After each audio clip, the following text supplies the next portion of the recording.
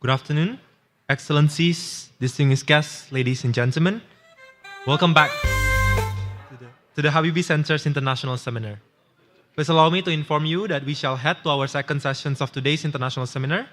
We hope that you had a delightful lunch and will be able to keep your energy high for this session. Having discussed how the new administration might shape the future of our foreign policy, we'll expand our horizons looking at the dynamics of the Indo-Pacific region by discussing the dynamics in the Indo-Pacific from geopolitics and geoeconomics perspective.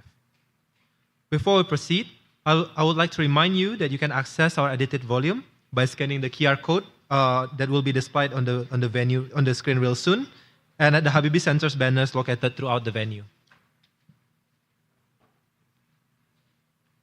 On this occasion, I would like to especially welcome our distinguished speakers, Professor Chung Lee, Dr. Ali Abdullah Wibisono, and Ms. Tranti Mong Thuyen.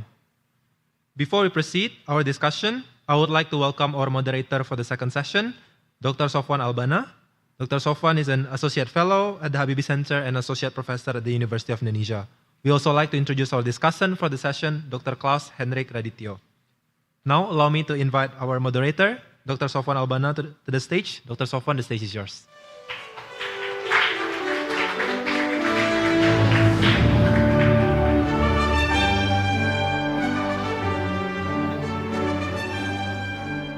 Good afternoon, ladies and gentlemen, excellencies.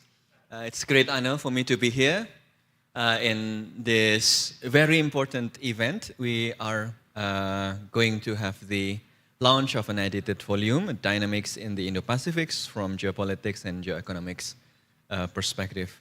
First of all, I would like to thank the Habibie Center and the organizers for organizing this event. Also for preparing the publication of the book. And I think this is a very important time, not only because Indo-Pacific is getting more and more important since, especially because we almost finished the 2024 super election year. A lot of elections in Indo-Pacific, India, Indonesia, United States, Taiwan. All are having important consequences in the region. So, of course, there will be more things to expect and to look for. But I think there is also an important event going on soon. We will have the launch of the second Moana movie.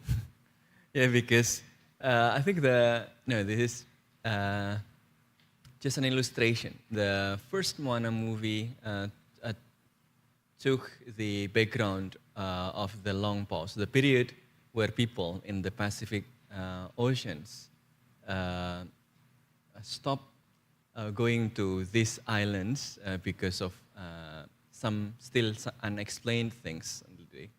But what I would like to say is that seas for thousands of years have connected us all.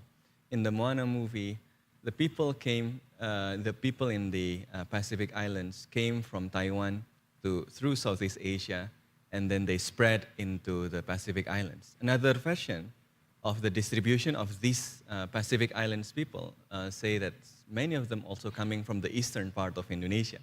It shows the connectivity between people in these oceans, in the Pacific Oceans, in the larger Indo-Pacific Oceans, has been going on for thousands of years. And there are changes, there are dynamics in that relationship. And I think it is important time then to reflect on how the relationship will continue in the future, especially with the current changes that is happening both at structural level. We see the geopolitical tensions are still there. We see changes at unit levels where states are increasingly becoming more insecure, becoming more and more protectionist. We already heard how Trump is already preparing for new tariff measures and many other things.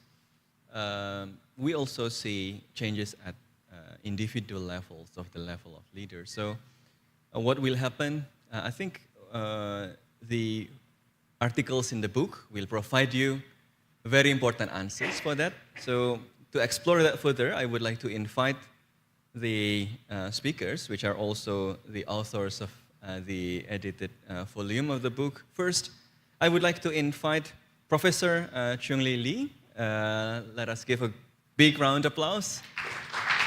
Professor Chung-Lee Lee is the research fellow at the Institute of International Relations, NCCU, and also in the Ocean Affairs Council. Welcome, Professor. Sorry, please have a seat. Our first speaker, Professor Chung-Lee Lee, is also active in the board director of the Ocean Affairs Council, ROC, and she graduated from the Government and Politics, University of Maryland, College Park, the United States, with expertise on Indo-Pacific and Asia-Pacific security, as well as economic Asia-Pacific economic security and multilateralism. Our second speaker is my teacher, my friend, my colleague, Mas Dr. Ali Abdullah Wibisono. Please give him a big round of applause. He's an associate professor at the Faculty of Social and Political Sciences, Universitas Indonesia, and also teaching at the Terrorism Studies program. So he's an expert, of course, in security issues, especially in non-traditional security issues. And our third speaker is Dr. Tran Thi Mong Thuyen. Please give her a big round of applause.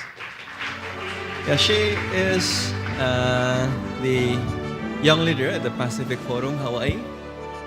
Welcome, please sit down. And now the PhD student at the National Cheng Chi University. So I also would like to invite our editor, but also today will be acting as the commentator, Mas Klaus. Please welcome. Thank you. Especially come from Yogyakarta. Mas Klaus is a graduate from the University of Sydney, Department of Government and International Relations, and he is known for many of his insights and articles on China and China relationships in the region. So I think he will be able to provide us with an important picture on that. So first of all, I would like to give time to our first speaker, Professor Lee, to give her insights on what is inside the book, what are the main arguments, and why do we need to look at that. Thank you. Thank you very much for the introduction.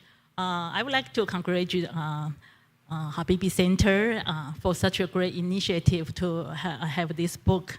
And also, I would like to thank for the invitation from Habibie Center for me to be here. Especially the book is in collaboration with TECO. All the event is in collaboration with TECO in Jakarta. So I also appreciate our colleagues from TECO.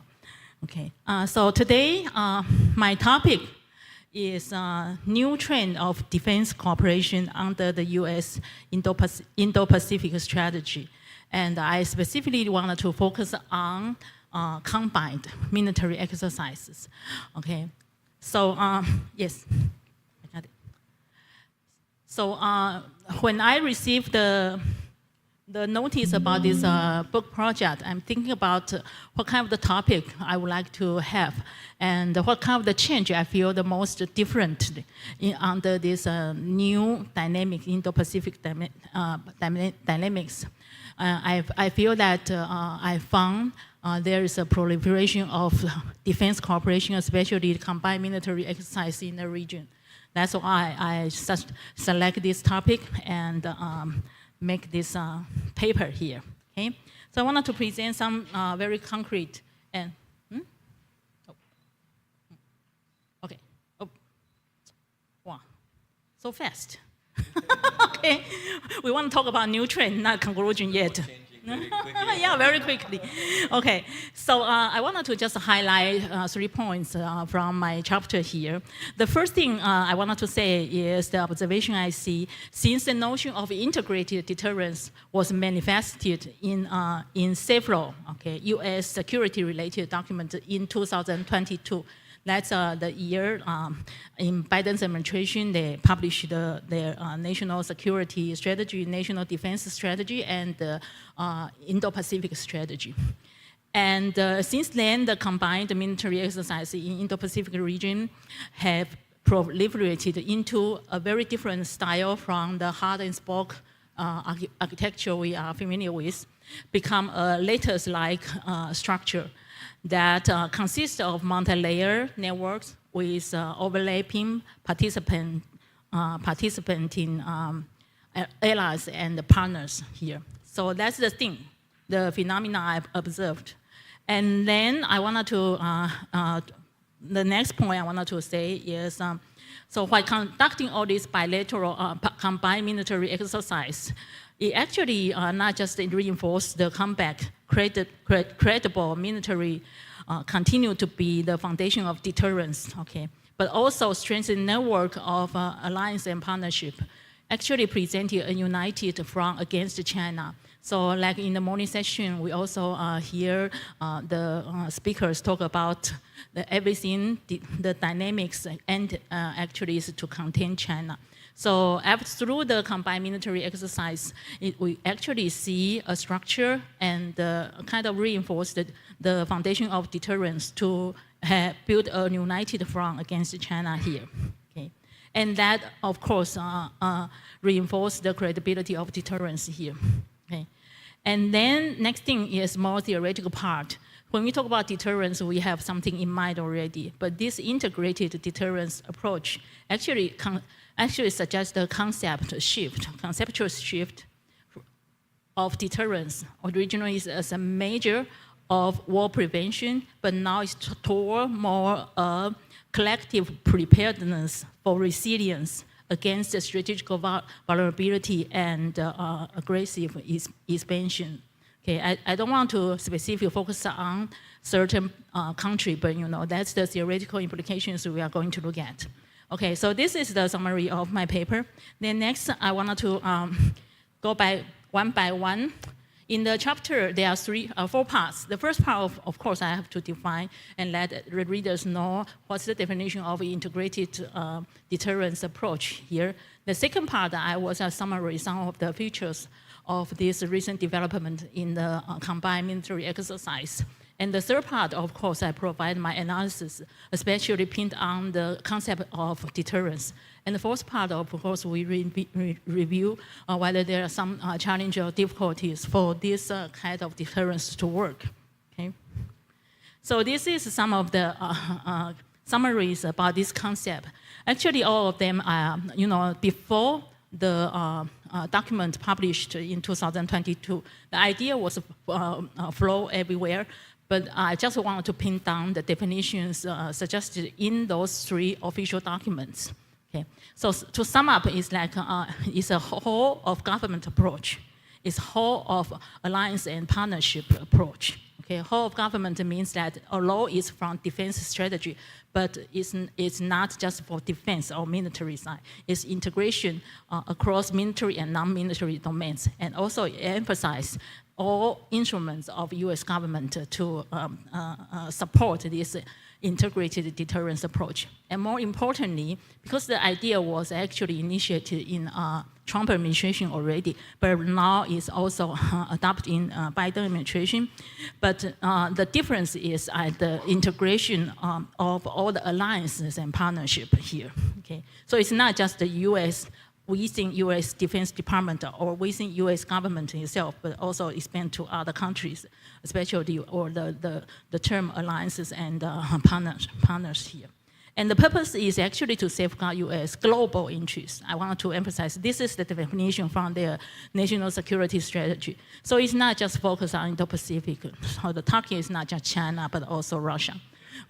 And the thing is not just to prevent the war erupt, but also to prevent alternation of status quo from peace. So whenever there is a danger undershaking the peaceful situation, then there's the purpose for integrate deterrence is to prevent that from happening. Okay, so specifically in Indo-Pacific, of course, we all know that China has been labeled as America's consequential strategical competitors here and challenges there. And the reasons we all know that. I mean, what I'm saying right now is according to the documents there. So it's also because China has the intent and also have the capability to challenge the global order and try to reshape the international order here.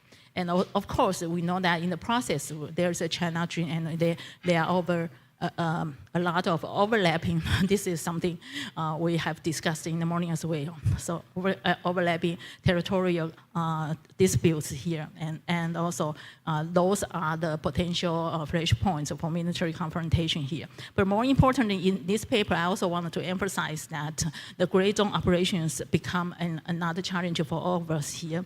So the gray zone operation is not just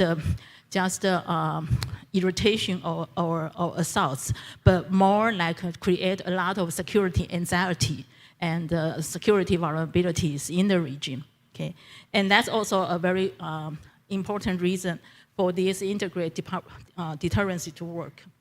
Okay, so now that's the definition for the integrated deterrence. Now is the summary of the U.S.-led combined military exercise. I'm making this summary for you, but you know, these are just selective, okay?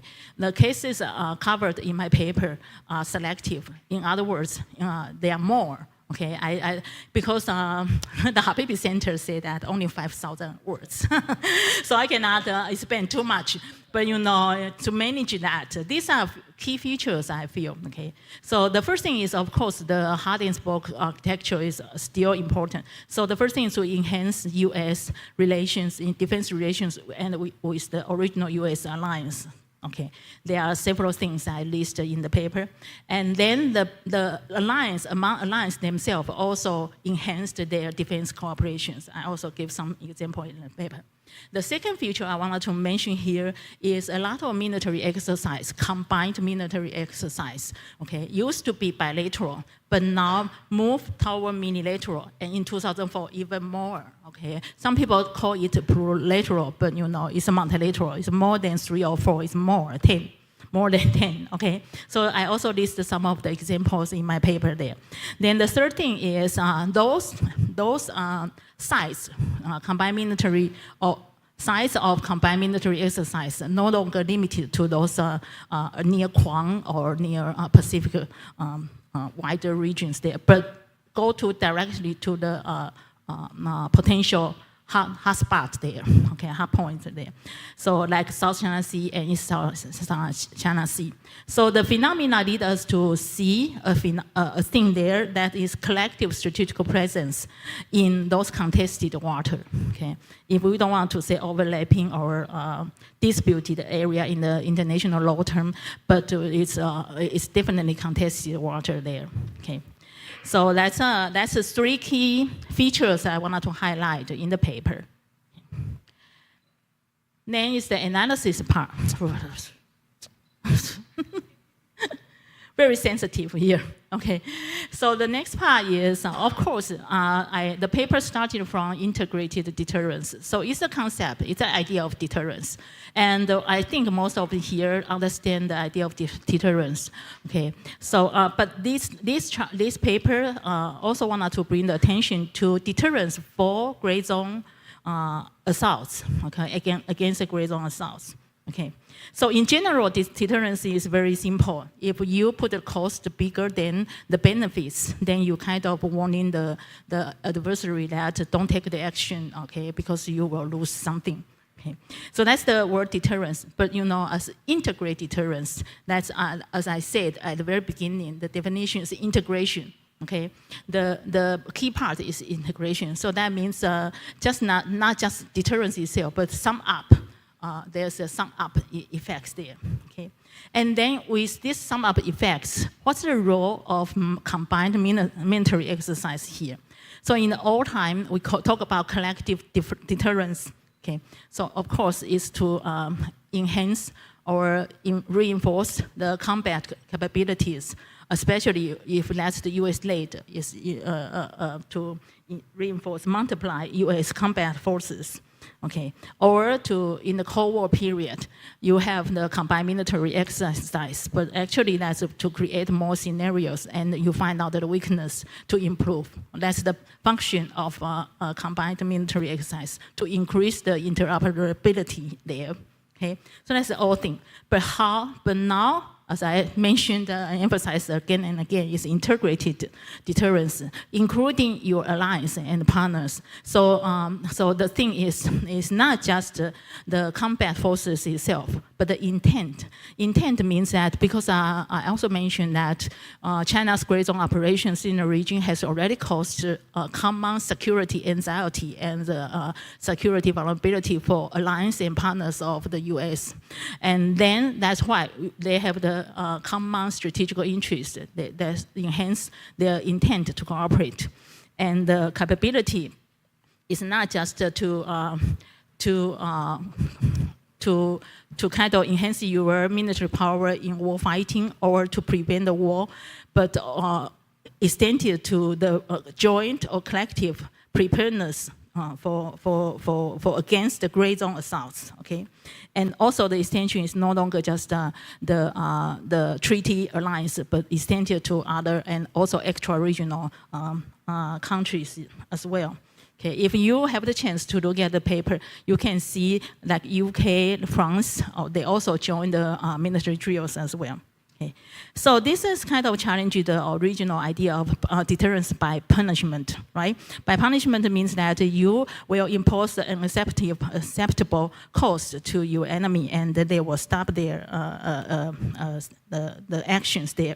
I don't have time to go through the detail, but you know, the deterrence by punishment, in my opinion, is not working in this case against the gray zone assaults. We can have that discussion later, but more for the current situation, the current proliferation of combined military exercise is more for deterrence by denial, by showing the strong commitment to cooperate, by showing the collective resolve to defend any kind of security vulnerability there, and that also to deter the escalation of the level of gray zone operation into war. Okay, so they have a lot of small gray zone tactic operations, but you know, if we show strong collective result by combined military, by get ready, then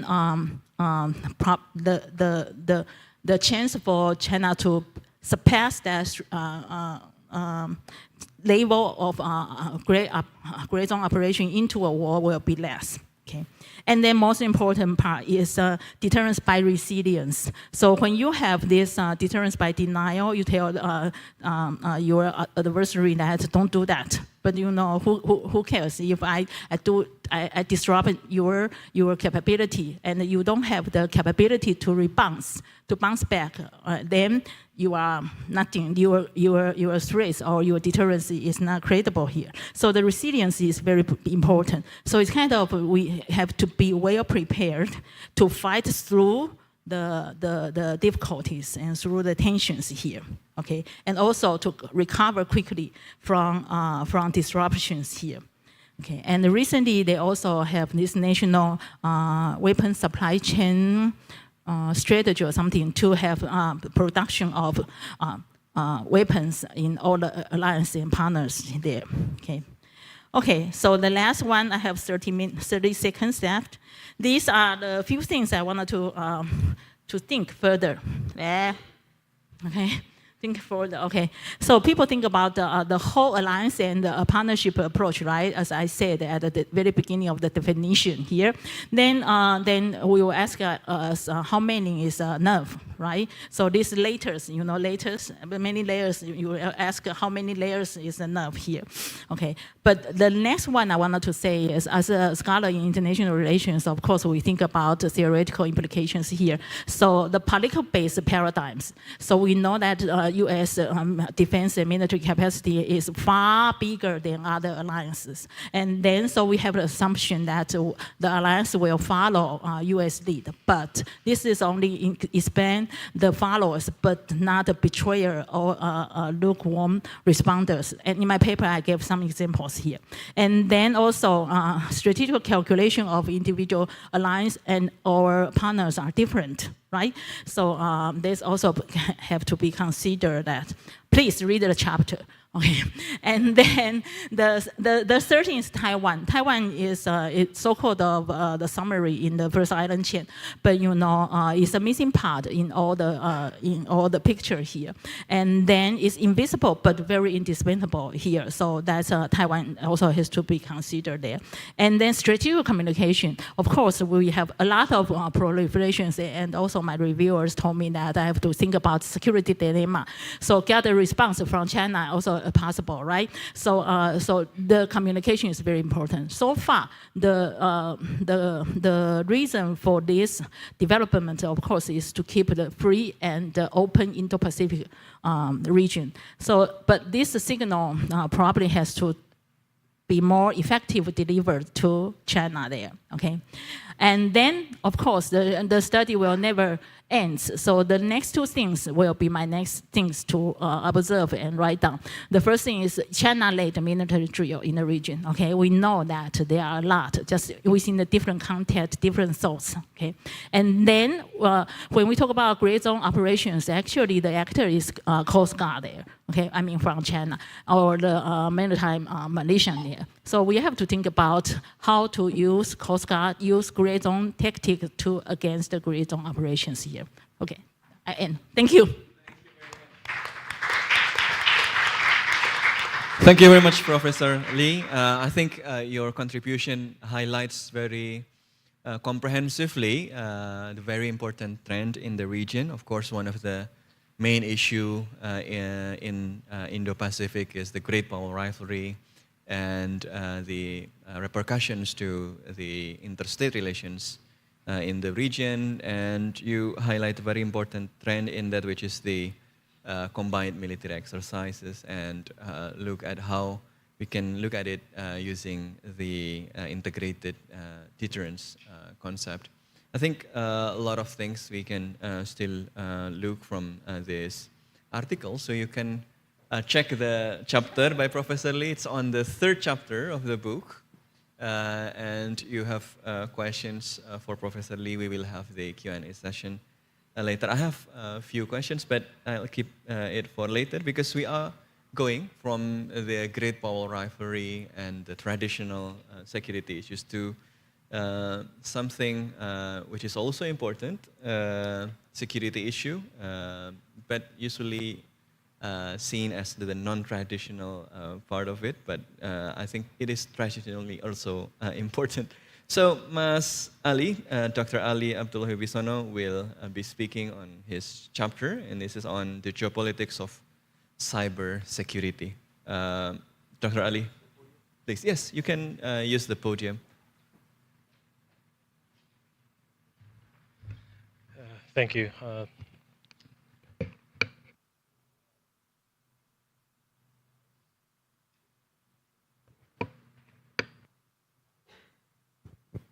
All right, sorry, I speak better standing up, and not sitting down. So thank you, the Habibie Center, and thank you, Mas Sofwan, Mas Klaus, for having me here, for editing my article. It was like 3 drafts or something. It was a great intellectual exercise that is very productive. So I think when talking about cybersecurity as part of geopolitics, it's rather awkward, isn't it? It's because cyberspace knows no geographical boundaries, and yet we are in the 5th iteration of geopolitics, where geopolitics is no longer about control over geographies and natural resources and man resources, but also control over connectivity. And when we're talking about control over connectivity, then cyberspace is going to be leveraged as part of geopolitical rivalry. So cyberspace is very much interstitched into the geopolitical rivalry between the US and China, as we also saw recently in, for example, AUKUS. Australia, UK, US. AUKUS is basically defense industry supply chain that incorporates cyberspace and digital technology, specifically in its pillar two of AUKUS. So as we progress in the geopolitical rivalry that has been going on for the past 10 or so years, cyberspace and digital technology has become part and parcel of geopolitical rivalry. So let's take a look a little bit about the cyber threat landscape. I'm sorry if I'm kind of lecturing you about this. I know all of you must have seen this already, but when we're talking about threats in cyberspace, it's very much different compared to threats in other domains, in land, air, and space, and outer space. It's different because most of the threats in cyberspace cyberspace has a low cost of entry, meaning that for actors to have an effect or influence on other actors in cyberspace requires relatively cheaper resources than in other domains, in land, sea, air, and space. That's actually a good thing, so that cyberspace become inclusive for everyone. But also, it leads to a situation where bad actors, actors with bad intentions, criminals, can have a greater opportunity to carry out their actions in cyberspace, although this also depends on the ownership of technology and knowledge. And secondly, actors have anonymity in cyberspace. Now, because actors have anonymity in cyberspace, threats have this problem called attribution problem. Now, attribution problem is where an actor that has become a victim of cyber attack needs to establish an attribution, a specific identity of the perpetrator, which is derived from forensic investigation in the digital space. Now, in order to have capability for attribution, an actor must have a sufficient capability in cyberspace and digital technology. If a state or other act or institution does not have that capability, it cannot build an attribution. And then also, one of the basic characteristics of cyberspace is asymmetrism. Actors have varying capabilities in cyberspace. Most of us probably don't know how to code. Others have the capability to make code algorithms. And those who have those capabilities take advantage over those who do not. And so asymmetrism is interstitched into cyberspace. But in terms of interstate relations, global cyberspace is also known to be asymmetric due to the highly lopsided situation of power holders, specifically to the US. The US holds 12 out of 13 DNS servers in the world. DNS servers determine the web addresses that you put in your browsers. So basically, the US can access, if it wants to, can access all internet traffic in the world. I'm not saying that the US could see all the internet traffic that we are doing, but it's just that it means that the United States has a big advantage in intelligence gathering all over the world. And it doesn't do justice to all the internet users in the world because most of the internet users does not live in North America. They live in the Asia. None of the DNS servers are in Asia, and the US won't let it happen. So there's this asymmetry in cyberspace. In its development, the imbalance of power in cyberspace has not been resolved, and it is actually used by countries to achieve superiority or bargaining power or leverage to influence the behavior of other countries. And on the other hand, block access to data from actors they do not want.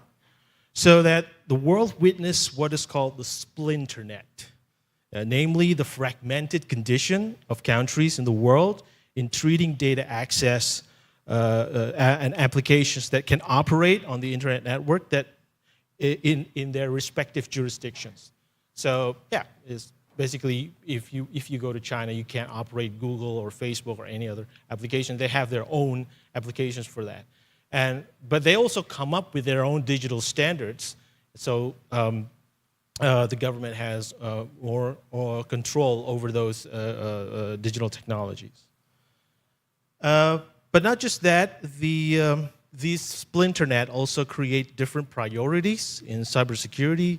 The inclusive model, or also called multi-stakeholderism, treats technology as a key component that allows access to cyberspace. The US, Japan, and Singapore adopt views that reflect this notion. By contrast, the exclusive model frames the domain as the space. Cyberspace is more about space between hardware components wherein social interaction takes place. So the multilateral model emphasize on the security of the users of the internet. So we have different layers in the internet. We have the hardware, we have the software, the operating system, and then the users. The definitions employed by China and Russia are prime examples of such emphasis in cyberspace. The presence of these two is of note as offers not only differing conceptualization of cyberspace, but also implies possible divergence in threat perception. So, to what extent does the US-China rivalry resonate in cyberspace? The manifestations of the US-China rivalry in cyberspace is in the occurrence of what we call offensive cyber operations, especially those aimed at stealing information, or it's also called espionage, trade wars for digital technology commodities, but also disharmony in digital standards and norms. Both the US and China also use the cyberspace to conduct digital influencing. That is to spread their worldview to a global audience while countering and refuting the other party's information narrative. I think an important momentum in the US effort to stem the power of China's digital technology is in the ban of the presence of Chinese digital technology company Huawei's products in the US digital infrastructure. So I am detailing about this in the article. So again, as with the previous author, I would recommend you to read the article for more detailed explanation. Now, this is the chart. This is the table that I also provide in the article. I want to show here that the Indo-Pacific hosts some of the states that rank high as targets of cyber attacks of various kinds, from phishing emails to malware. So what I'm doing here is I'm ranking cyber attack attempts. Some of these attempts are responded to, some of them are not responded to. There are a particular state at any given time facing hundreds of millions of cyber attacks in a single year. And most of them can be responded to. Most of them are weak attack, but others are not. The Indo-Pacific also hosts some of the states with the highest rank of Global Cybersecurity Index. This GCI index is the index of global cybersecurity development in terms of laws and institutions and technologies.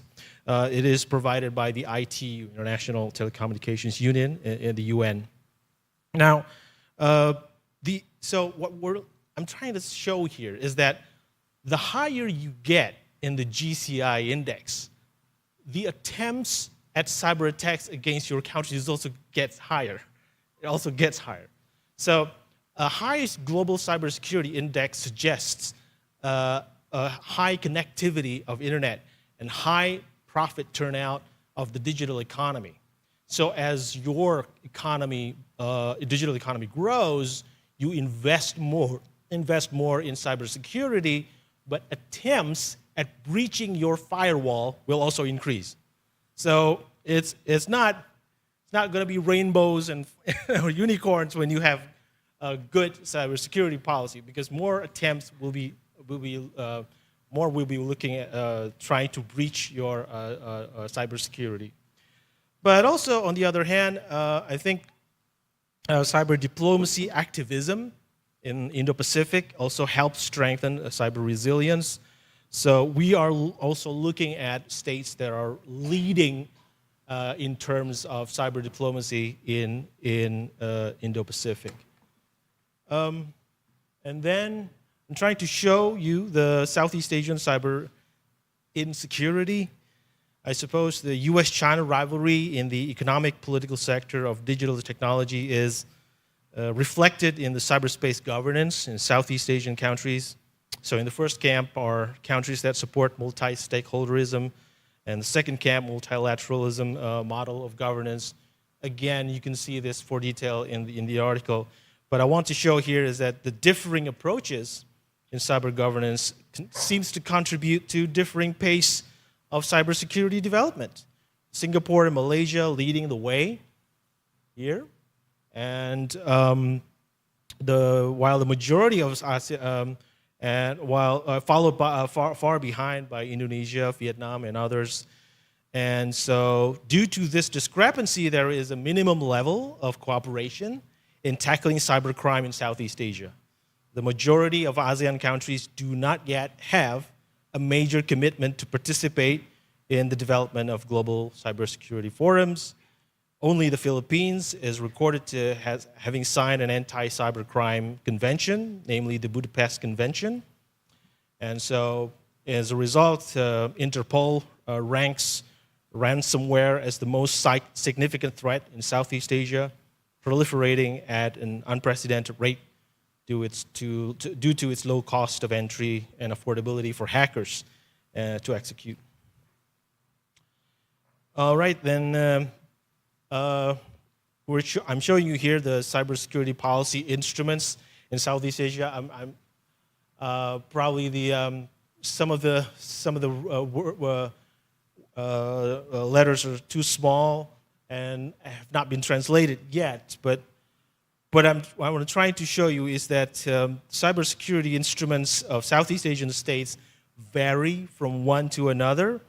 Some countries are still adopting sedition and defamation acts, criminalization of perceived defamation against the monarch, the lèse-majesté, and prioritization of the digital economy. So prioritization of digital economy becomes somehow, it supersedes other priorities in cyberspace. Cybersecurity is becoming second or third wheel in cyberspace development in Southeast Asia. But what is also important is that every member state should ideally come up with national cybersecurity strategy.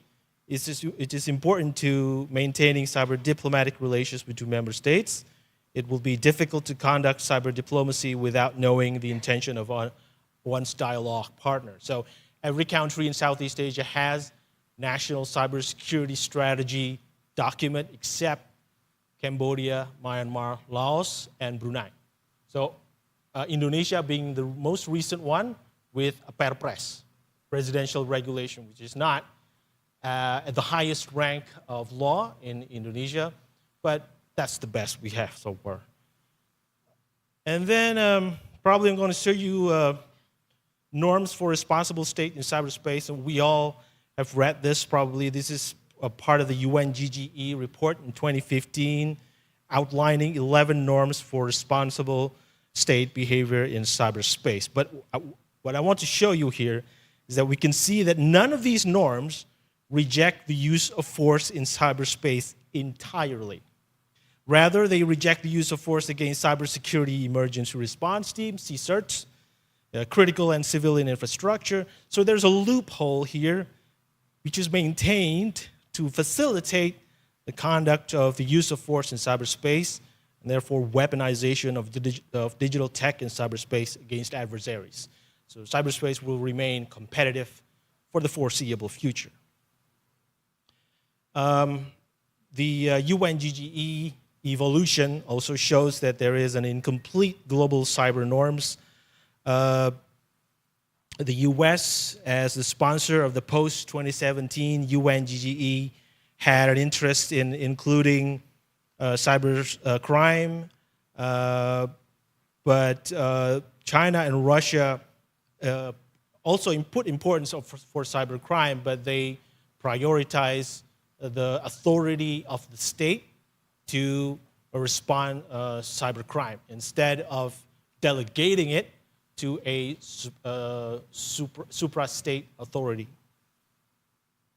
What about ASEAN cyber norms? ASEAN cyber norms, again, it is mainly led by digital economy. ASEAN digital economy in its current trajectory is estimated to expand to $1 trillion economy in its current trajectory. But with ASEAN DEFA, Digital Economy Framework Agreement, it could expand to a $2 trillion economy.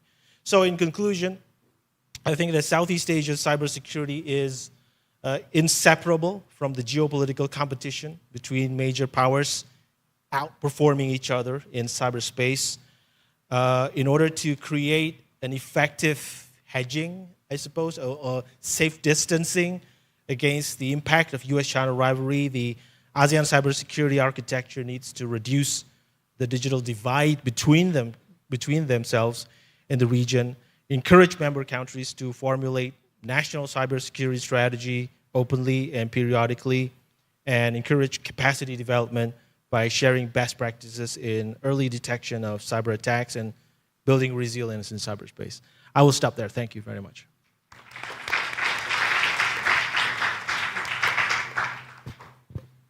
Thank you very much, Mas Ali.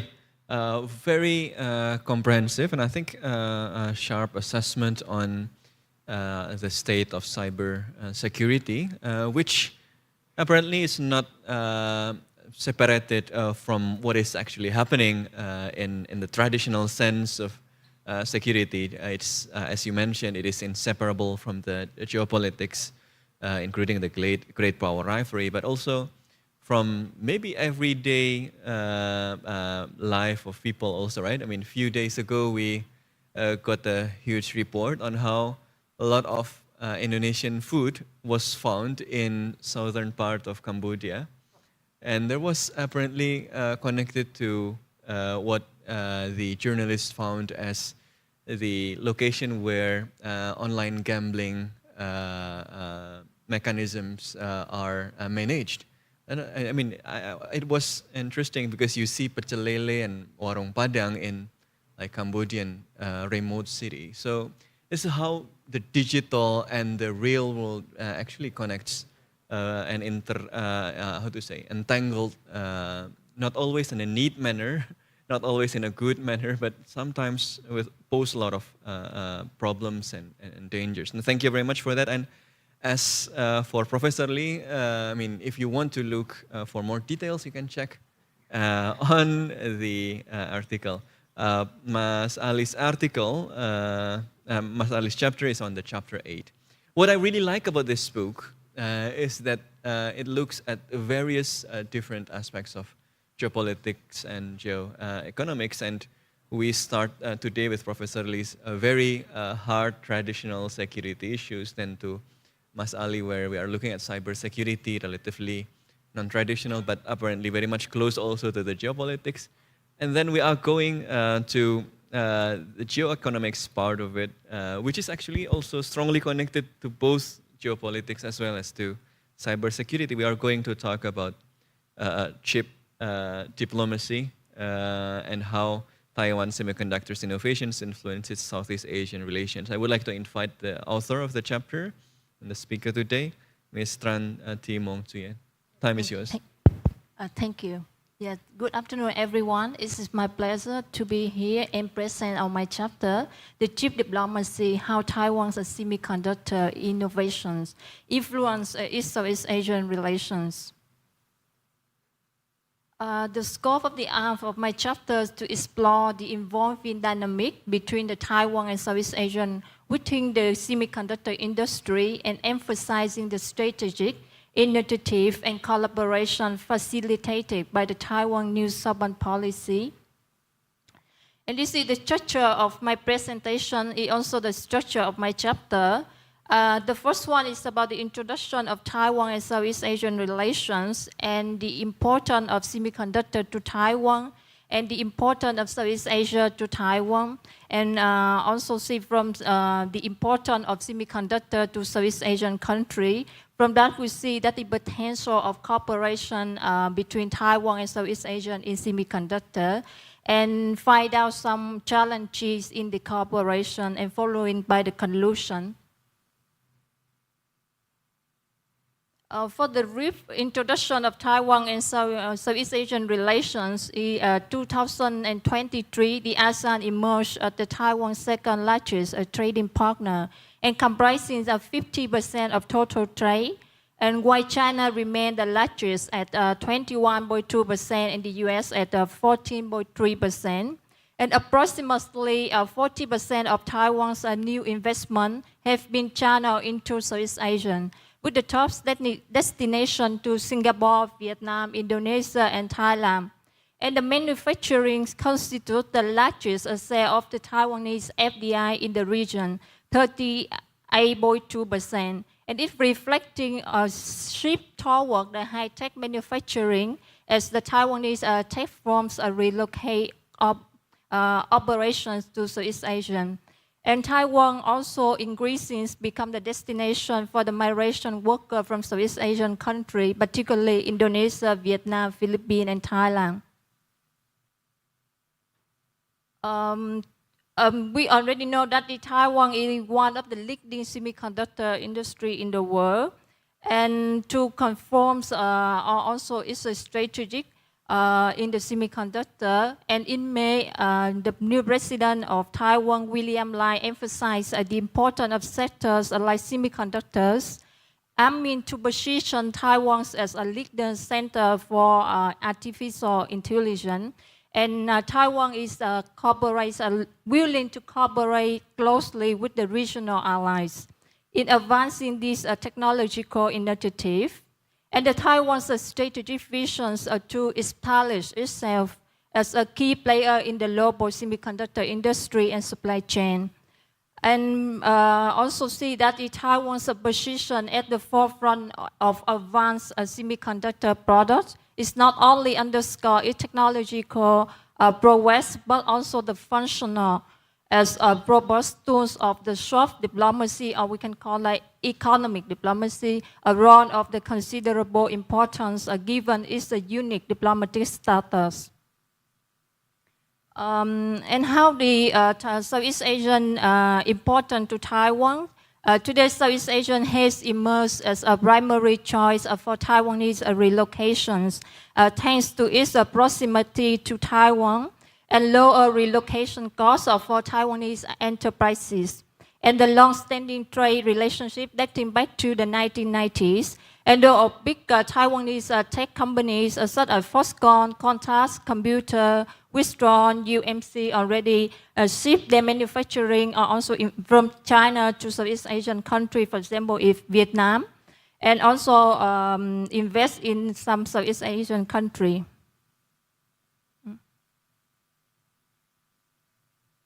Okay, and now we see how the importance of semiconductor to Southeast Asian.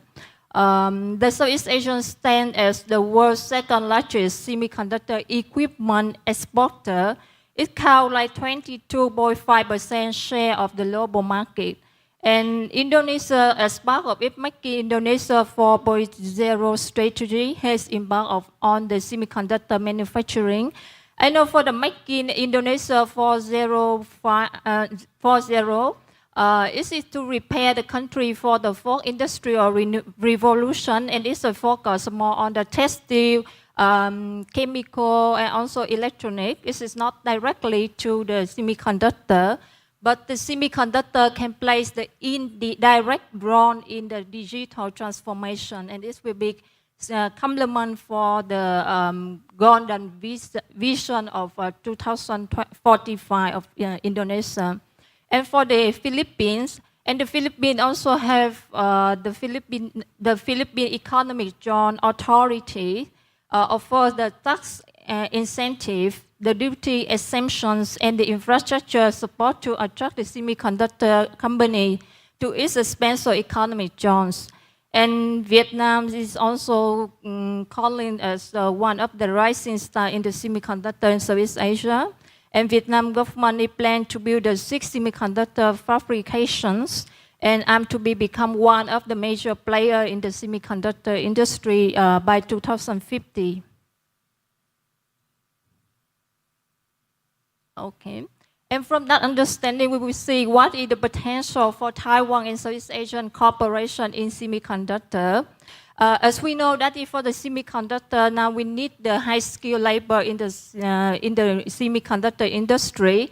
But both in Taiwan and also Southeast Asian country, we have the large shortage of the labor force in this field. So that in the Taiwan, they launched the program. It's called that the International Industrial Talent Education Special Program.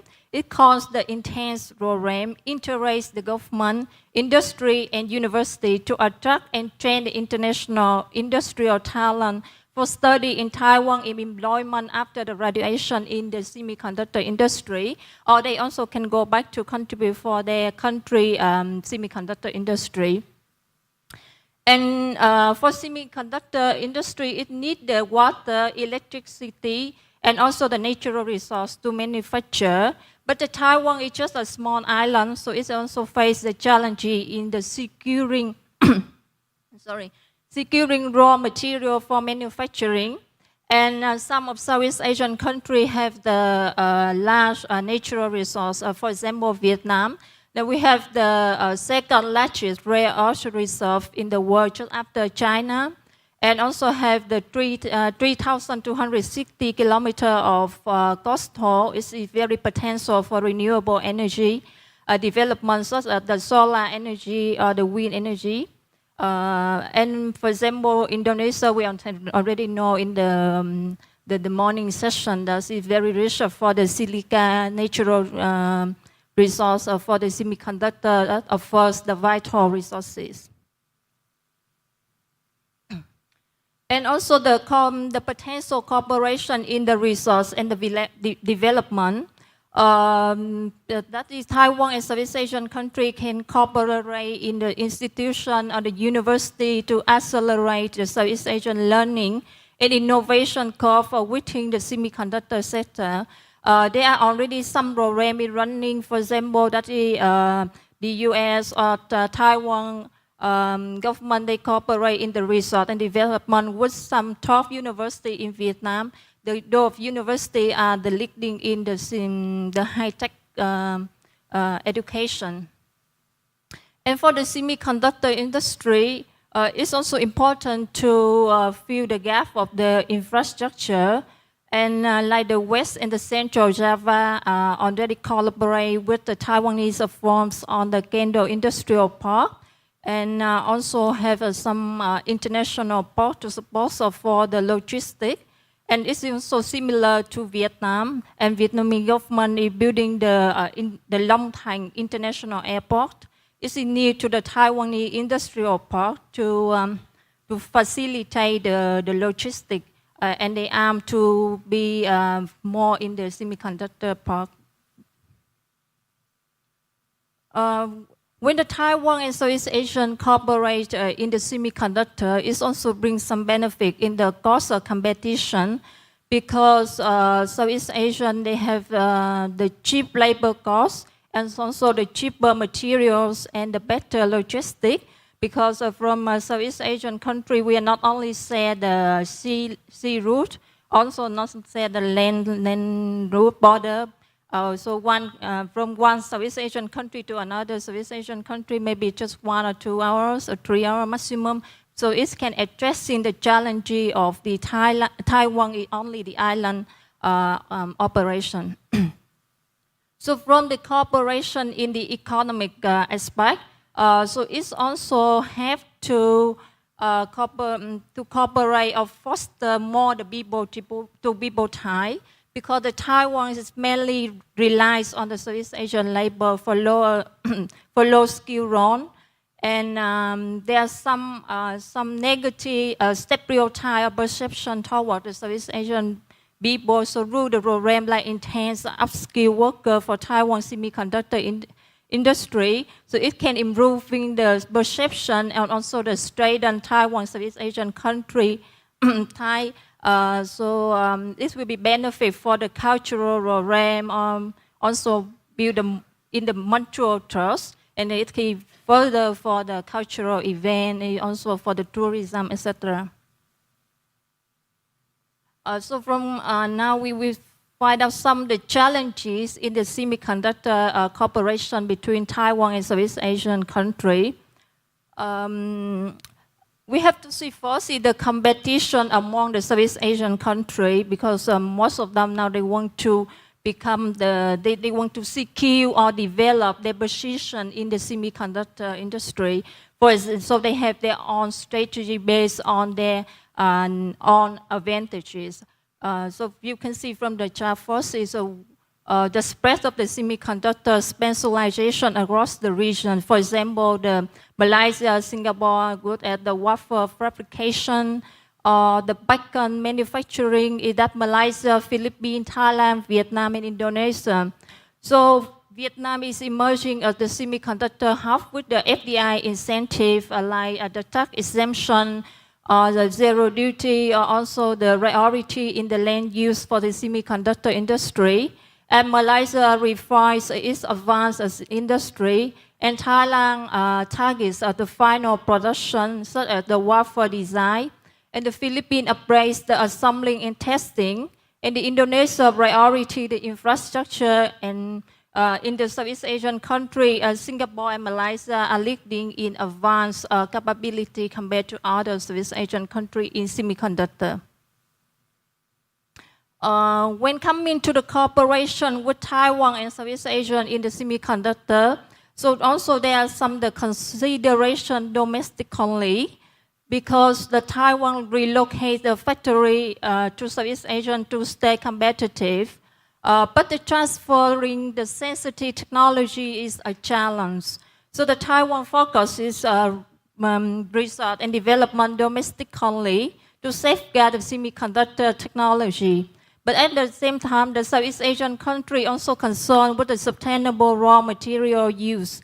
It needs to resource the long-term strategy to avoid the resource depletion, and also manage the environmental impact of the waste from the Taiwanese semiconductor facilities is crucial, alongside with the commitment to the green energy and environmental protection. As I mentioned before, that is the program intends to equip the Southeast Asian students to Taiwan to study, and after that can work in the semiconductor sector to enhance their reputation as skilled labor in another side of people to people ties. But however, this also may lead to the talent drain in Southeast Asia, as the graduates may refer to stay in Taiwan after graduation for the better opportunity, career, or salary, etc. So it will not solve the shortage of the high skill demand in high skill demand labor in the semiconductor industry. So that is still very challenging. And the Taiwan is also face the competition from the major country, or also the advanced country in semiconductors, such as the US, South Korea, Japan, and the EU, which are also the relocating to Southeast Asia to reduce the reliance on China and leverage affordable labor and materials. So these countries also flush a lot of FDI investment in Southeast Asian countries, for example, Vietnam. And just recently, the high-tech, the name is SpaceX of the billionaire Smosh also won the Taiwanese supplier to transfer their factory to Vietnam because of the geopolitical consideration. And these of nations, they also invest in the workforce program for the semiconductor in the region. They also have provide a lot of scholarship, a lot of the training and research activity, collaborate with Southeast Asian country to come to their country to study. So that's also the competition with the intense program of Taiwan. And now move to the competition of China. China still remain the Southeast Asian largest trading partner, with Southeast Asia adhering to the One China policy. And for the semiconductors, we need the advanced infrastructure, but the Belt and Road Initiative focus more on the infrastructure. So this is also a kind that both the question that where the development in the semiconductor will greater encourage Southeast Asian country to engage with the Belt and Road Initiative. So for the to maximize the economic opportunity and diversify the economic partner, and while adhering to the One China policy, and Southeast Asians can foster ties with Taiwan, particularly in the leading sectors such as the semiconductor.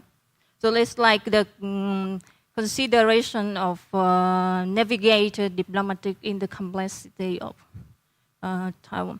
Yeah, so I'm coming for the conclusion, is that the initiative focus on sharing semiconductor development, know-how represent the promising pathway for cooperation, but still there are a lot of challenges need to address. And to foster the closer ties through the high-tech collaboration, it's not only enhance the Taiwan's economic standing, but also the underscore its role as the key player in the regional semiconductor innovations. And this also fortifies a Taiwan partnership with Southeast Asian, and fostering the sustainable economic growth and the resilience in an increasingly interconnected world. So I'm thinking this is on my presentation. Thank you very much, Ms. Tran. Very important assessments on the development and the prospect of the future cooperation, especially in the chip industry, which is very much connected to other aspects as well. It's interesting to look at this edited volume because the authors are coming from different backgrounds, looking at different aspects, but in the end, when we read it, all of it, it is very much connected and entangled to each other. I mean, today we look starting from the Great Power Rivalry, the very visible part of it in terms of the combined military exercises, the integrated deterrence, and then we are looking at the cybersecurity. But the Great Power Rivalry is also still there. We are going to more like economic aspects in chip industry, but the Great Power Rivalry is also still there. Geopolitics is still there. It is connected to different aspects of relationship in the Indo-Pacific. So because of that, I think we are very lucky today because Mas Klaus is joining us today, and Mas Klaus is a well-known scholar looking at the, not the elephant in the room, the dragon in the room, China, very sharp observer of Chinese involvement in the region. So I think with all of this thread, all of the connections between three different aspects, all are connected in the Great Power Rivalry. I'm looking forward for your take and comments on these chapters as well as other chapters in the book. Mas Klaus.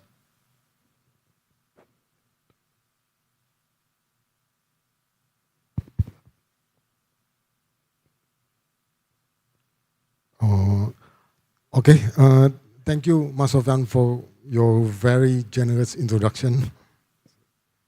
Okay, I congratulate all speakers for a wonderful presentation, and I would like to comment on each speaker. Firstly, to Professor Lee. Thank you for the valuable input from Professor Lee.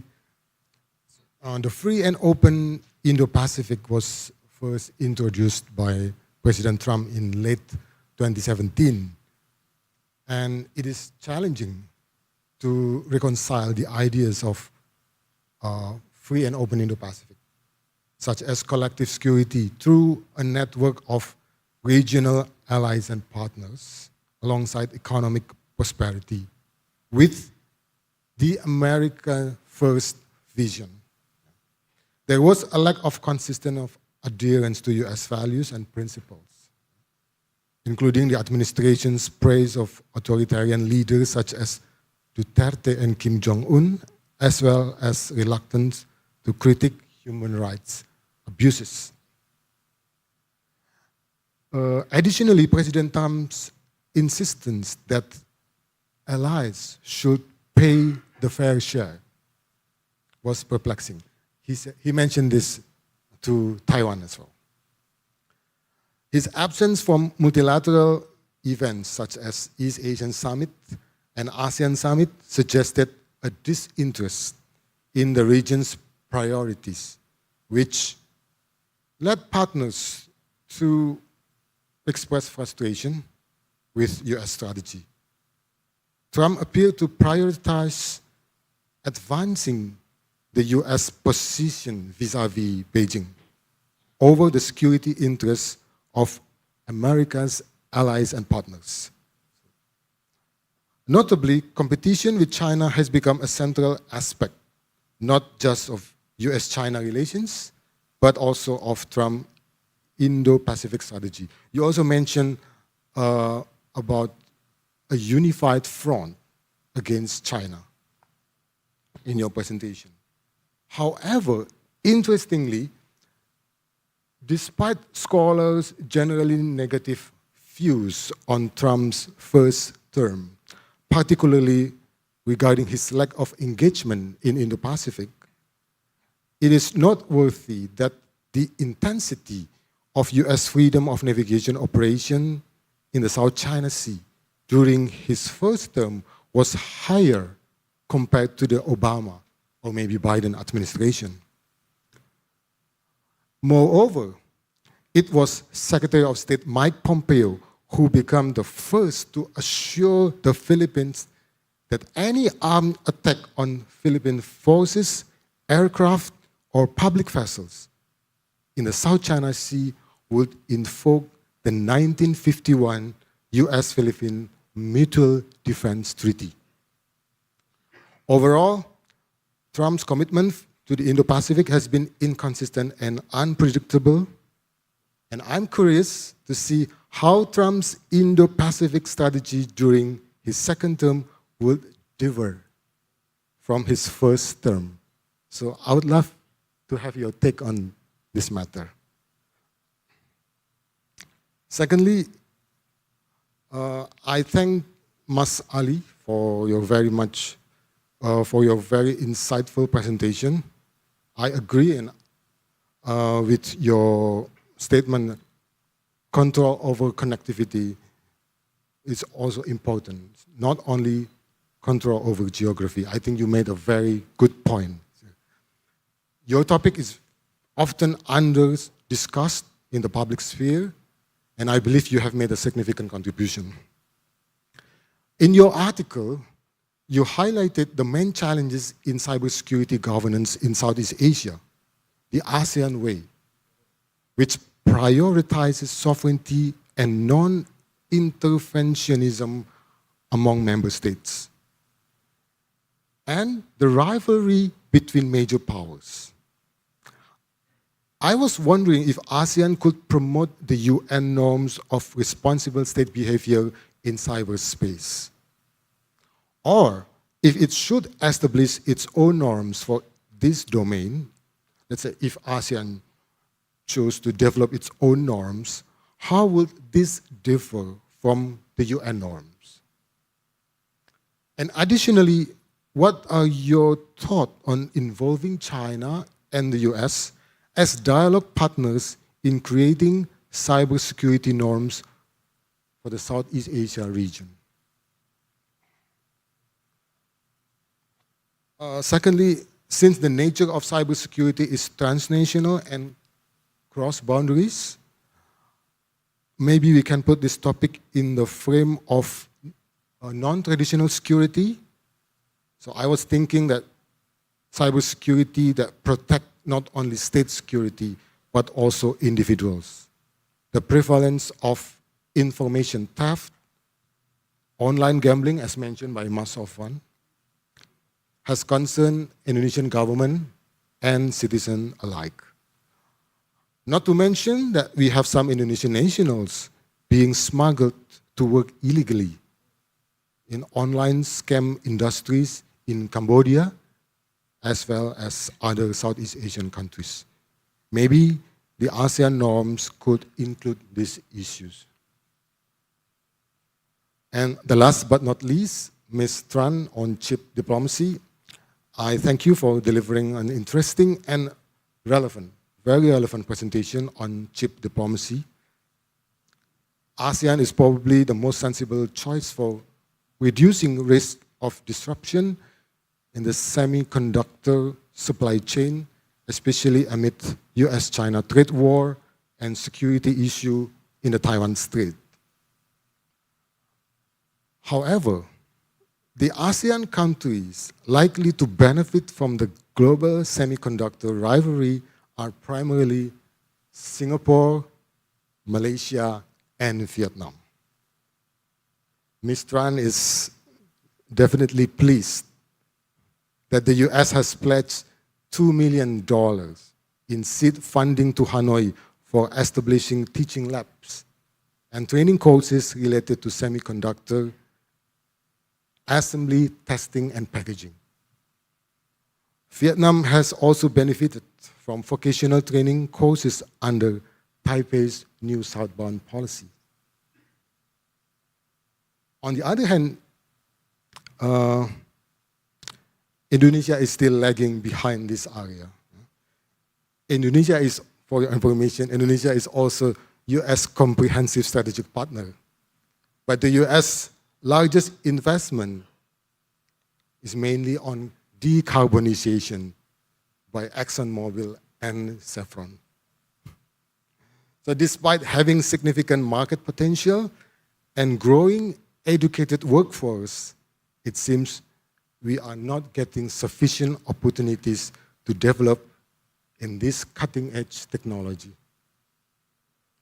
So I would appreciate any suggestions that you may have regarding this matter. Okay, to conclude, I once again congratulate all speakers for the wonderful presentation and insightful articles, and thank you very much. Back to you, Mas Sofwan. Thank you very much, Mas Klaus. Very important questions and reflections, but I think we will have to open an opportunity for Q&A. Before then, I would like to give the opportunity for the speakers, who are also the authors of the chapters, to respond to your comments. So I would like to invite the audience to ask their questions. So for the first session, please, 3 questions. Yes, and please introduce yourself and mention your question.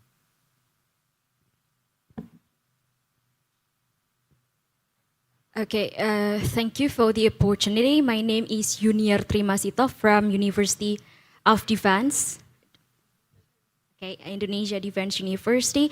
So my questions is to Dr. Ali Abdullah Wibisono. So ASEAN member states vary significantly in terms of their technological and cybersecurity capabilities. And so for the case of Indonesia, for example, personal data protection that is often leaked, and also the chaos of national data center ransomware attack that is very scandalous last years.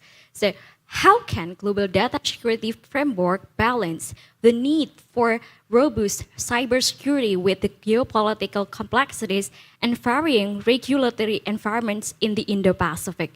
And then, what do you think about global data security initiative China that actively President Xi Jinping emphasized to invite developing countries for making international standard? Thank you.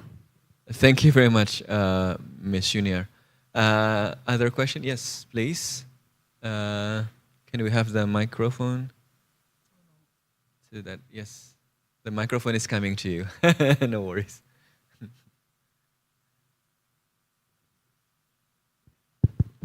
Yeah, hi. Hi, my name is Mabden. I'm a researcher at the Habibie Center.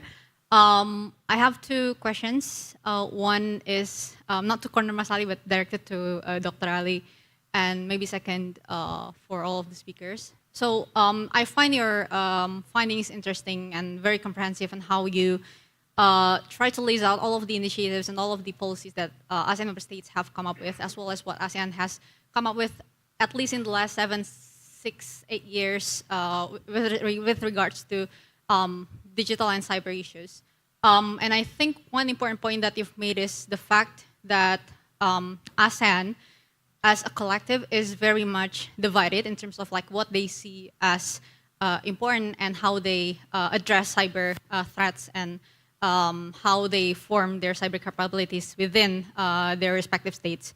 But at the same time, if you look into like speeches as well as documents that ASEAN leaders have communicated through with respect to cyber issues, one theme that has come up quite a lot, especially if you look into like documents from the 2018, especially from the Singaporean side, one notion that is quite consistent is the way that they want to have ASEAN collectively serve as a collective that will be able to amplify the 10 member states' interests with respect to cyber initiatives. Whereas within the wider context, you have like an increasingly divisive arena for discussions on cybersecurity issues. For example, we're going to conclude the OEWG process next year. And when we've passed the UN Treaty for Cybercrime, it is very much palpable how divisive the environment has been for cyber discussions. So my question would be, to what extent do you think ASEAN has been effective in serving as a platform for the member states to collectively pursue their interest as a collective within global fora? So for example, within the OEWG, do you think their collective statement, which I think has been issued once or twice, has been effective?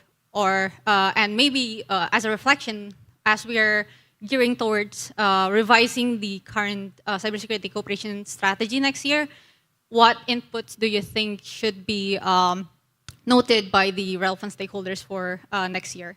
And maybe second, I think for all of the speakers, in extension to my first question, which is, of course, ASEAN's ability to serve as a platform to represent all of the member states' interests, as well as ASEAN's capacity to serve as a collective where they're able to, where all of the member states are able to pursue their interests through ASEAN. Do you think that within your respective issues, ASEAN has been successful in that regard? Yeah, with that, I would like to conclude my question. Thank you. Thank you very much, Ms. Mabda. One more question. Yes. We still have Leighton, the second session, but please. Thank you. As somebody who knows absolutely nothing about some of the areas that are being discussed here, I'd like to ask a very simple question, which is, it was mentioned that Indonesia is pretty low in terms of its achievement on a series of indicators here. What does it really take for an economy to move from, a lower level performance on a number of indicators here to be able to compete with Malaysia, let's say? What exactly does it take to set up an industry like that? Is it the role of the state? Is it the regulatory mechanism? Is it the existence of adequate human capital? Or what can Indonesia do in other ways to rapidly climb up the ladder as far as digital technologies and so on? Yeah, thank you very much. We will have a second Q&A session. So we will start providing the opportunity for the speakers to respond. So but we will go back to Q&A, question session again later. So I still saw some hands raised. We will, no worries, we will go back to you. But yes, Professor Lee, you have. Well, thank you very much for your comments. For this part, I cannot ask you to read the book because you have already read the book. Anyway, I was thinking about what will happen if Trump takes over the office again, right? But this paper actually, when we were writing, we didn't know the result of the election, okay? But I think if Trump takes over the office next year, few things will remain the same. When we see the nomination of his national security safe team, they are all hawkish, right? So I think the anti-China atmosphere and policy will remain. And so that part, I'm not thinking too much on that yet. I don't think there will be a big shift. The other reason is a lot of things are approved by Congress. So it's kind of, once you institutionalized something, it will be more difficult to reverse the trend, especially they changed the Indo-Pacific compact, Indo-Pac into the, Asia-Pacific Commander Center to already, right? So, so that part, I think it will remain the same. Just the extent or small modification probably will happen. But I wanted to emphasize that the responses from alliance and alliance and partnership will be different. Okay, so I think now even Japan, they are thinking about strategic diversity already, right? So they will not just solely rely on the relations with the United States for their own national security, and for other countries as well, and other organizations as well. So I think for Taiwan, although they Trump mentioned 10% of the GDP for us here, but if we really reach the 10%, then we will be the number 2 of the whole world in terms of the percentage of the GDP. So that's also very unlikely. But we Taiwan will think that we have to become a strategic autonomous as well. So that's something we work on. Okay. In terms of multilateral organizations here, even if Trump also quit everything again, okay, then I think the responses from multilateral organizations or international organizations here will be different as well. Okay, so now we are already talking about the role of small states, the role of middle powers, right? So in other words, there's another pattern coming up, emerging pattern there, that even the superpowers are not supporting the international regime, international organizations. The middle power or the small powers also still will play the role in international organizations. All right, thank you, Mas Klaus, and other questions from the audience. I think that ASEAN at the moment does not decide to be norm entrepreneur for cybersecurity. Instead, it chooses to become a norm subsidiary actor. It extends and implements the norms produced by the United Nations, particularly the United Nations UNGGE and UN OEWG. And so I think that there are sectors of cyberspace where ASEAN can produce its own norms, particularly on cybercrime.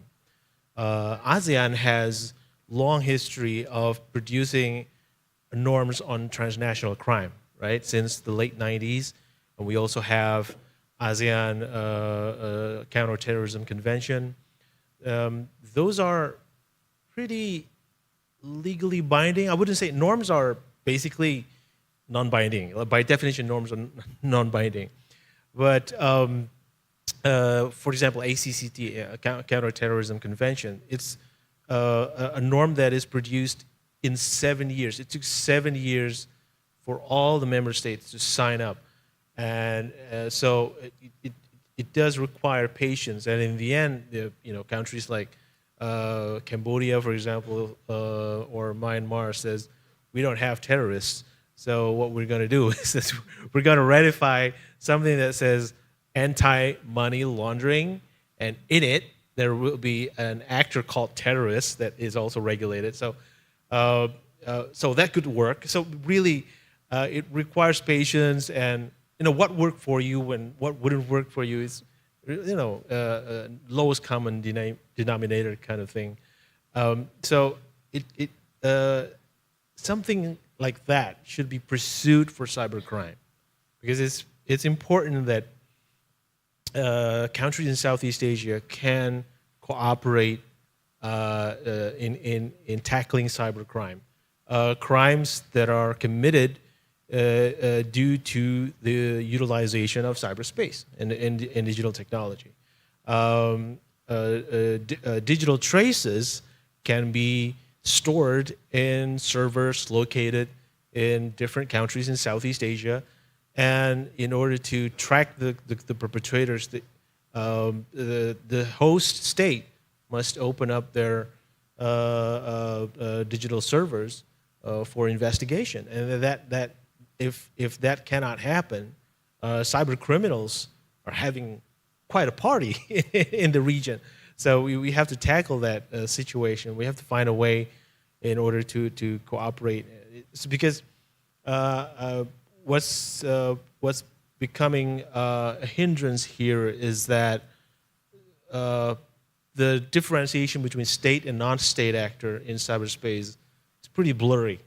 It's pretty blurry.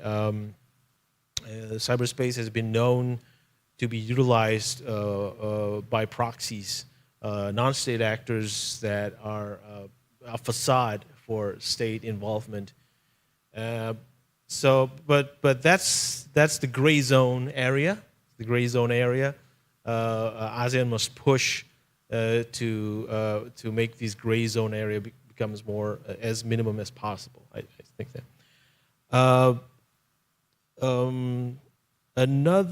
Another way of norm establishment is that I think something about development of cybersecurity institutions. That is also something that can be pushed through different institutions in ASEAN. We have ministerial meetings and senior official meetings. These kind of fora, I suspect they could serve as a kind of drivers for states that have not institutionalized their cybersecurity, produce their own national cybersecurity strategy, so that dialogues at least can be maintained in those fora. But the foremost challenge for Southeast Asia is discrepancy in cyber capability. And we found, states in Southeast Asia found merits in both multi-stakeholderism and multilateralism. Multilateralism in the sense that states are the leaders in cyberspace. We found merits from both approaches. In multi-stakeholderism, users of cyberspace can appeal to the state what they require for that they have confidence in the cyberspace. They can trust other actors. They can verify other actors in cyberspace. So citizens could appeal to the government what they require for a secure cyberspace. But we also need to have effective state control vis-a-vis, and this is most important, vis-a-vis the private sector.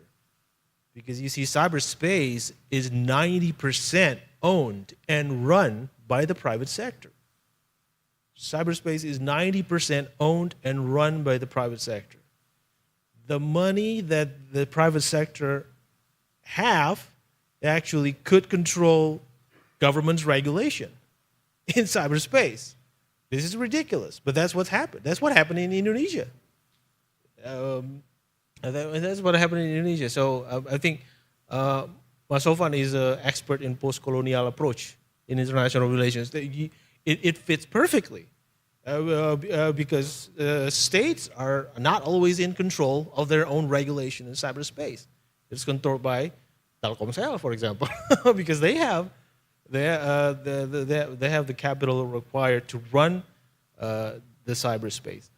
The same goes to, I think, I can answer the question from somebody from Unhan, from Defense University. Why do we have this debacle on PDNS? What do you call temporary national data center?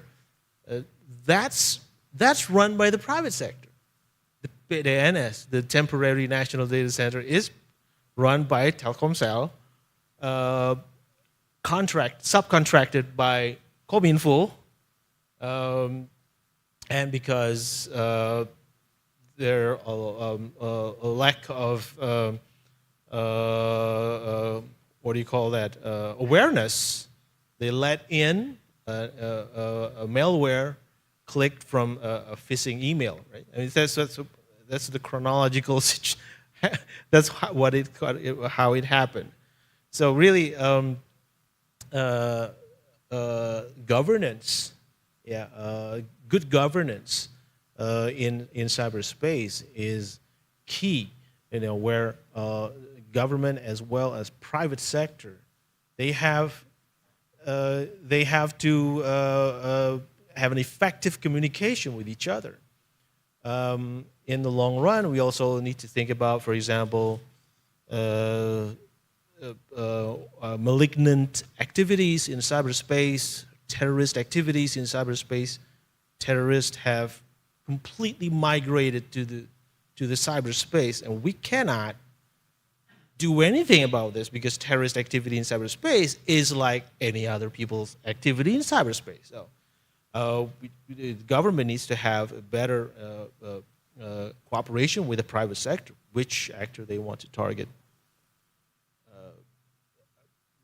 I think Mabda's question, ASEAN leader.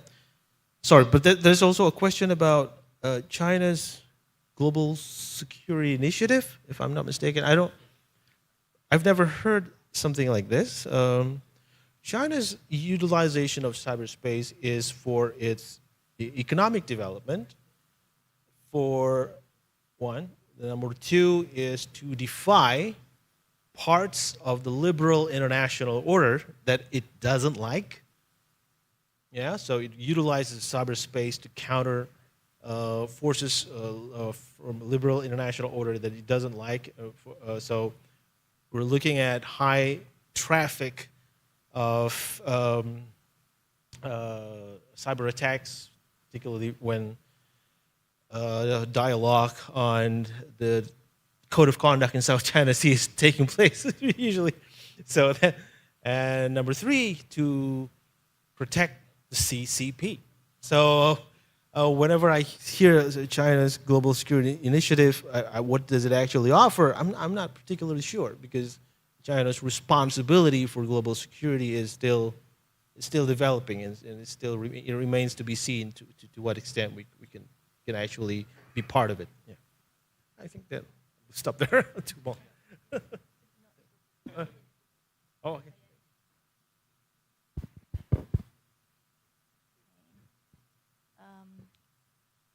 Okay, so let me say that is I just have one. I just have one publication about Vietnam boost the semiconductor industry last week. Yeah, so this is very relevant to your questions.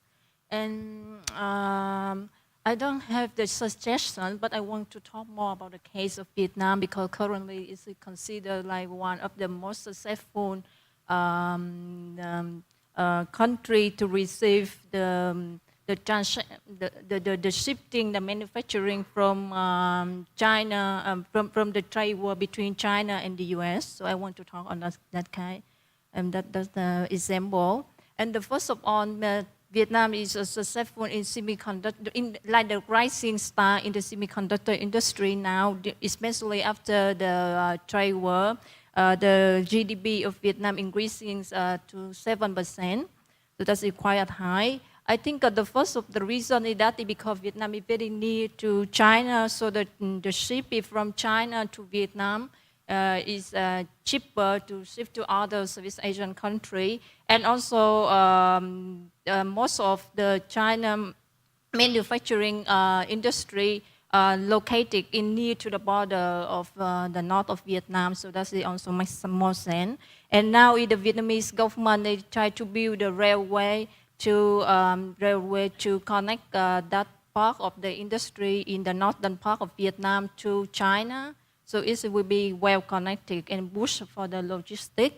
And at the same time, the Vietnam government also want to build the semiconductor industry in the south of Vietnam. And as I mentioned in my presentation, they are building the international airport. It's different from the one we already have in Ho Chi Minh City. It's called Long Thanh International Airport. So that will be well connected with the semiconductor industry we are building there, and it's also boost for the logistics. And the other thing is that Vietnam already have there's 18 FTA, the free trade agreements around the world. So that is a very easy for the connecting in the economic relationship with Vietnam and other countries. And also the stable politics and the cheap labor, as we already mentioned. But I think the cheap labor is also come with some challenges, because we have the cheap labor, but it's not in the high skill labor. So the Vietnamese government want to build more the resort. Also the teaching, the training, education for improving the workforce quality, and to adapt with the semiconductor industry demand. And also not only the collaborate the resource with the other countries such as the US, Taiwan, Japan, South Korea, etc. But the Vietnam also boost the domestic research. For example, they established the research center in every university that have the faculty of the technology. And also have the FDI incentive, for example, the tax exemption, the priority land use, and also the, so that's very welcoming for the foreign country to invest in Vietnam, especially in the semiconductor industry. And I think the Vietnam government is very active, because it's the trip of the Prime Minister, our Prime Minister travel to abroad, so they always mention about the semiconductor, the priority of Vietnam economy in this day, also about the digital transformation. And for example, they already visit the big 4 tech company in the US, in Silicon Valley, and also try to promote the FDI. It's not only from the US, but also from China, Japan, and Taiwan. And interesting point that we already know about CHIPS Act of the US during the trade war between the US and China. And the US, they make the CHIPS Act to put a sanction on the semiconductor of China to control the export control.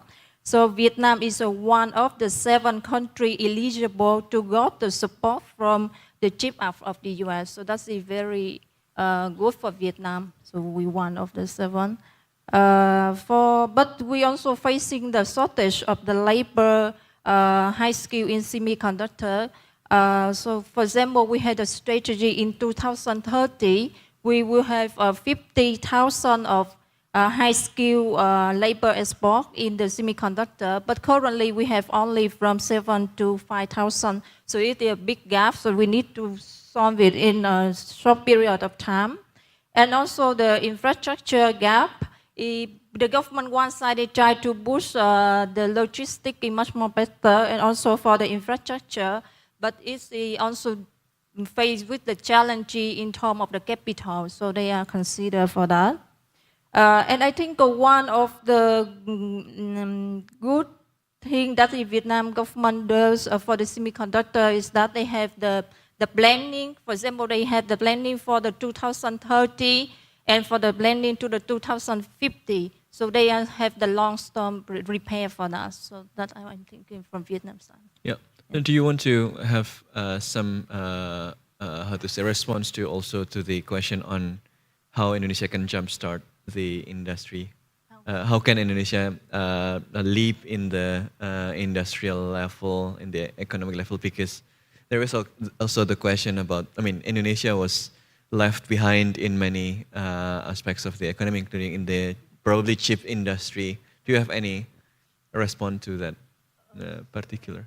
How do Indonesia, how do a country like Indonesia, who is now still lagging behind in industry, to further catch up? I think this is one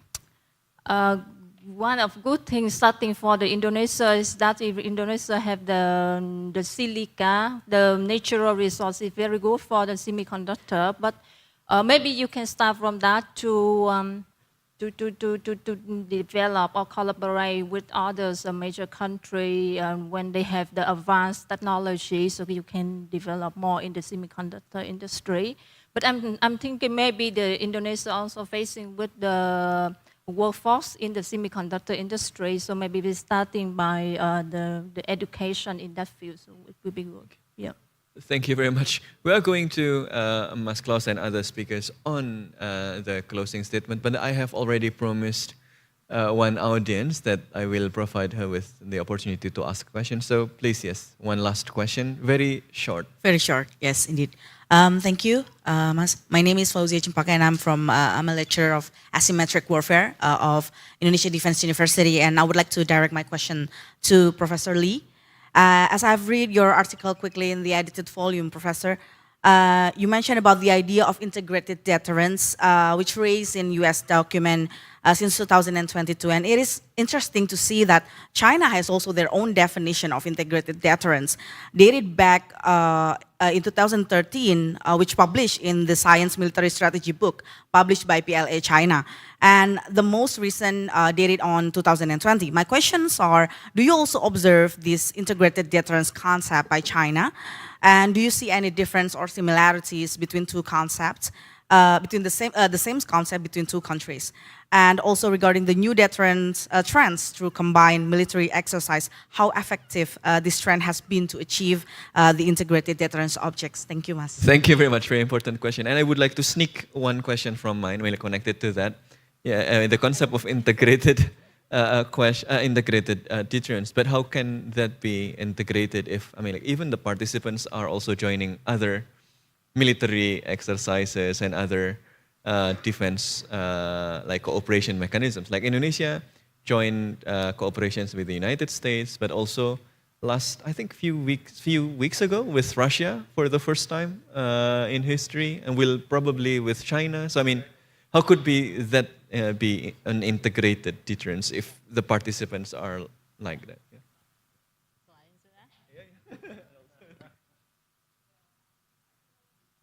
China also have their version of integrated deterrence there. That's why, that's my next chapter. Okay, yeah, I mentioned that at the end of my presentation for future study, we also wanted to study China-led integrated deterrence approach. How will that change the whole picture here?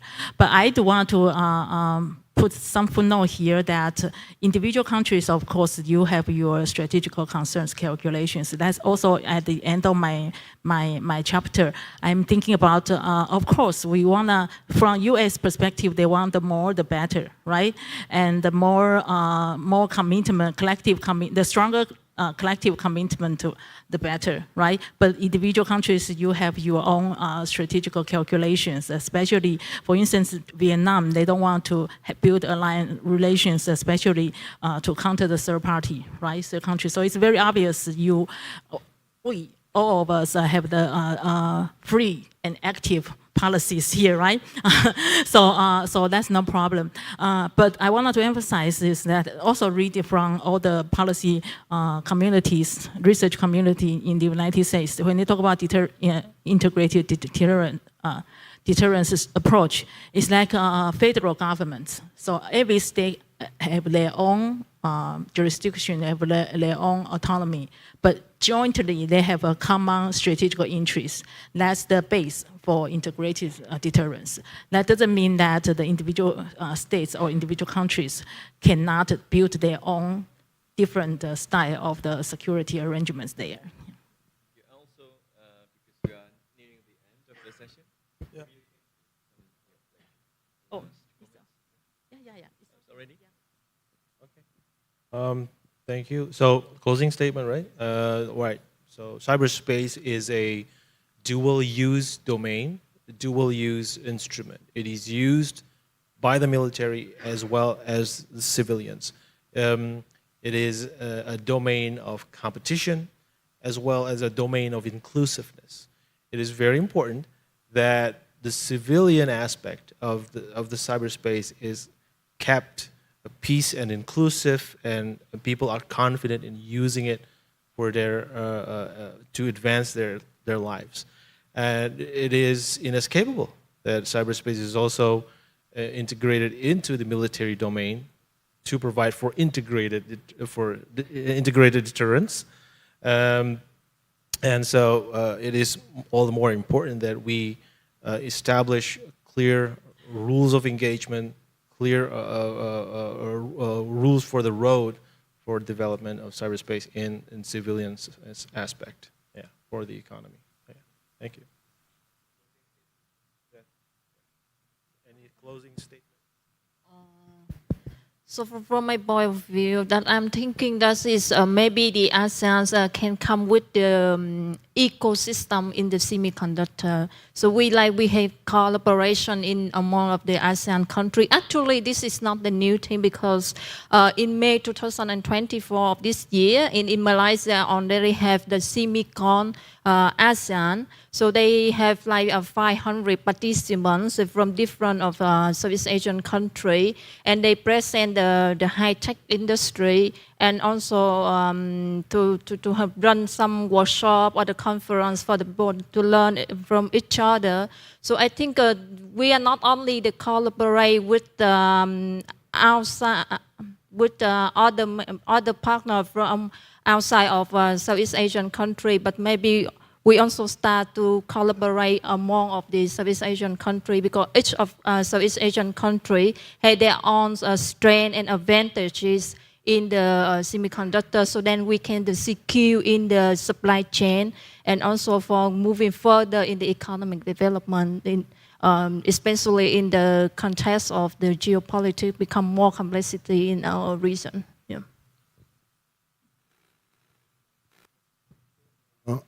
As a closing statement, the bottom line, I think we must ensure major powers' involvement in the region, both China and the US. China has been very active in the region, so we must keep China's cooperation with China, but also we have to maintain US interests, especially US under Donald Trump. We must ensure that the US is still interested in the region. So we must keep fostering cooperation in defense, cybersecurity, and semiconductor technology. Thank you.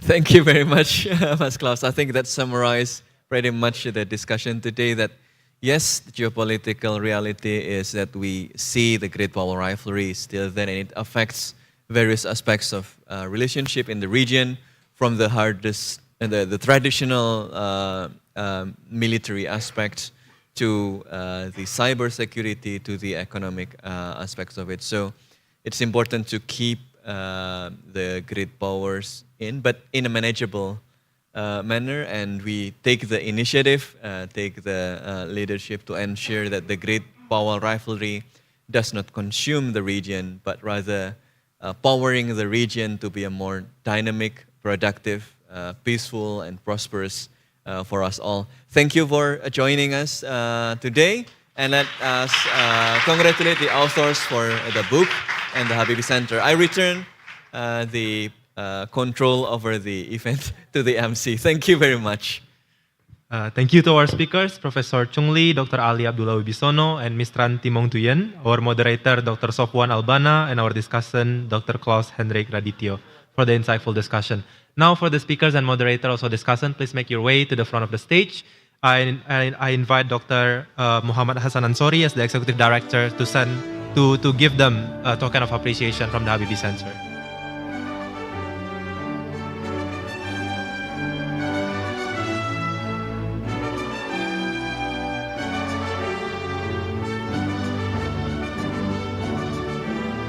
I also invite Professor Dewi Fortuna Anwar to join to take the photo sessions with our speakers as well.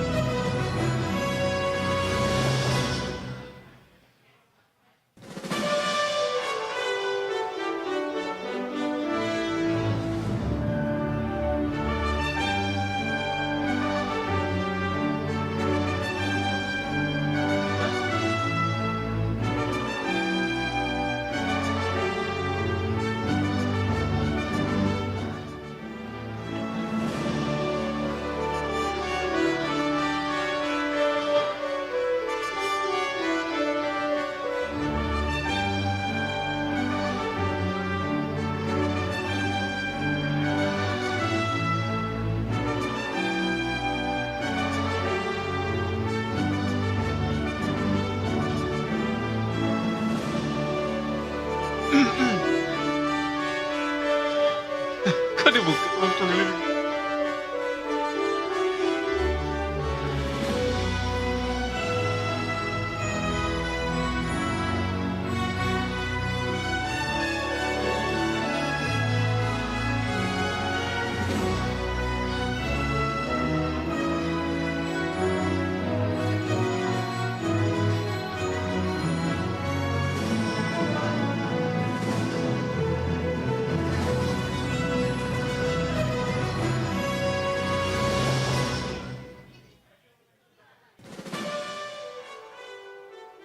Ladies and gentlemen, we have reached the end of our international seminar. We definitely hope that this discussion will be fruitful for everyone who have watched from Le Meridian Jakarta or through our YouTube channel. The Habibie Center would like to once again convey our thanks for your participations in today's international seminar and to our esteemed partners whose support made this event possible. We also have some snacks and beverages served outside the ballroom, so feel free to treat yourself before you leave the location. With that, I would like to conclude the Habibie Center's International Seminar on Navigating the Future of Indo-Pacific. Once again, thank you very much, and we'll see you in our next event.